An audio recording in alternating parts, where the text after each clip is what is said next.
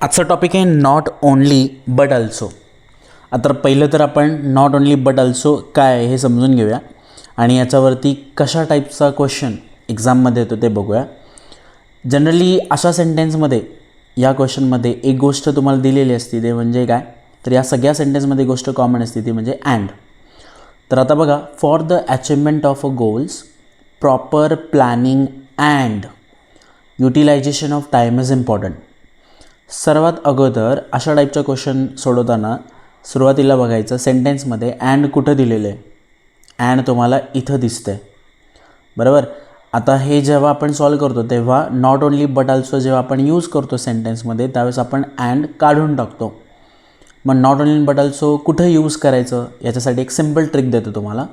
बघा, जिथं अँड आहे अँडच्या अगोदर एक सब्जेक्ट आलेला आहे. लेट्स से मी त्याला म्हटलं ए सब्जेक्ट आहे आणि अँडच्या नंतर एक सब्जेक्ट आहे त्याला मी म्हणतो सेकंड सब्जेक्ट. म्हणजे फॉर एक्झाम्पल इथे बघा, अँडच्या अगोदर एक सब्जेक्ट आला, एक वर्ड आला, तो म्हणजे प्रॉपर प्लॅनिंग. ठीक आहे, याला मी म्हणतो ए. आणि अँडच्या नंतर एक सब्जेक्ट आला तो म्हणजे युटिलायझेशन ऑफ टाईम, याला म्हणतो मी पॉईंट बी. पॉईंट ए आणि पॉईंट बी कळलं सगळ्यांना. अँडच्या अगोदर एक सब्जेक्ट आहे प्रॉपर प्लॅनिंग, त्याला मी म्हणतो ए. अगोदरचे नाही बघायचं, एक्झॅक्टली जस्ट अँडच्या अगोदर कुठला आला आहे तर प्रॉपर प्लॅनिंग हा सब्जेक्ट आला आहे आणि अँडच्या नंतर कुठला आला तर युटिलायझेशन टाईम आला आहे, त्याला मी बी म्हटलं. ए आणि बी कळलं सगळ्यांना. आता काय करायचं तुम्हाला, नॉट ओनली बट ऑल्सो जर तुम्हाला यूज करायचं सेंटेन्समध्ये तर नॉट ओनलीच्या नंतर तुम्हाला काय लिहायचं, ए लिहायचं आहे आणि बट ऑल्सोच्या नंतर काय लिहायचं आहे, बी लिहायचं आहे आणि अँड याच्यामधला निघून जाईल. कळतं आहे? ठीक आहे.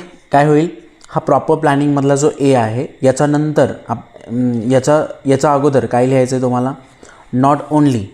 ठीक आहे, एच्या अगोदर काय लिहायचं आहे, नॉट ओनली, आणि ए नंतर काय लिहायचं आहे, बट ऑल्सो, आणि मग तुम्हाला काय करायचं आहे, बी लिहायचं आहे. म्हणजे हा पार्ट जो आहे ना, for the achievement of the goal, हा असंच राहील. ठीक आहे, याला आपण असंच लिहून घेऊया, for the achievement of goals. Okay. आता काय करायचं आहे, एच्या अगोदर तुम्हाला काय लिहायचं आहे, नॉट ओनली लिहायचं आहे, बरोबर ना.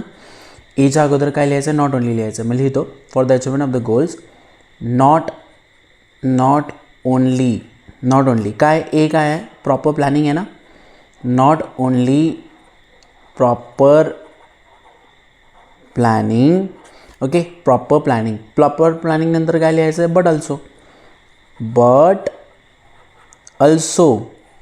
ऑल्सो. बी काय आहे, युटिलायझेशन टाईम. मी इथे लिहितो, but also utilization of time is important. Okay, is important. है ना सिम्पल. काय केलं, फक्त अँड शोधायचं आहे, अँड आपल्याला काढून टाकायचं आणि त्याच्याऐवजी not only but also use करायचं आहे. मग अँडच्या अगोदर जो सब्जेक्ट आहे तो ए, त्याच्या अगोदर काय यूज करायचं आहे, नॉट ओनली, मग हा सब्जेक्ट येईल, बट ऑल्सो, आणि मग हा सब्जेक्ट येईल. सिम्पल. अजून एक सेंटेन्स बघूया. क्वेश्चन आलेला 2023 क्वेश्चन आला. The state parties are responsible for identifying and nominating two sides. ठीक आहे, अँडच्या अगोदर जो आला आहे त्याला मी काय म्हणतो, ए पार्ट म्हणतो. अँडच्या नंतर आला आहे त्याला काय म्हणतो, नॉमिनेटिंग, काय, बी पार्ट म्हणतो. ए पार्ट आणि बी पार्ट कळलं.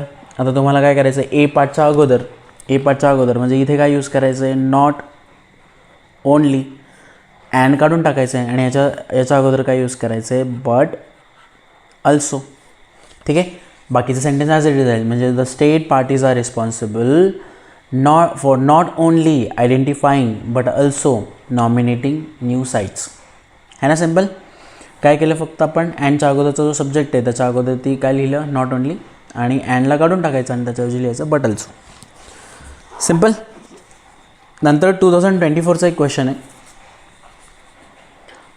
UNESCO and international council on monuments initiated a draft convention to create an international organisation responsible for protecting cultural and heritage. एवढं मोठं सेंटेन्स दिलं आहे, हे वाचायचं पण आपल्याला गरज नाही. आपल्याला अँड शोधायचं, फक्त अँड इथे दिसतं आहे.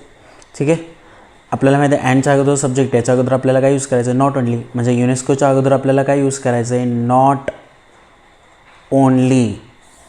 सो नॉट ओनली युनेस्को, अँडला काढून टाकायचं आहे आणि याच्या जागेवर आपल्याला काय लिहायचं आहे, but also. So not only UNESCO but also International Council on Monument initiated a draft convention to create an international organization responsible for protecting cultural heritage. है ना सिम्पल. हे सेंटेन्स दिसायला मोठं दिसतंय पण आहे खूप सिम्पल. फक्त काय करायचं होतं तुम्हाला, अँडच्या अगोदर जो सब्जेक्ट आहे त्याच्या अगोदर नॉट ओनली लिहायचं होतं, अँडला काढून टाकायचं आणि त्याच्यावरची बट ऑल्सो लिहायचं. ठीक आहे, सिम्पल.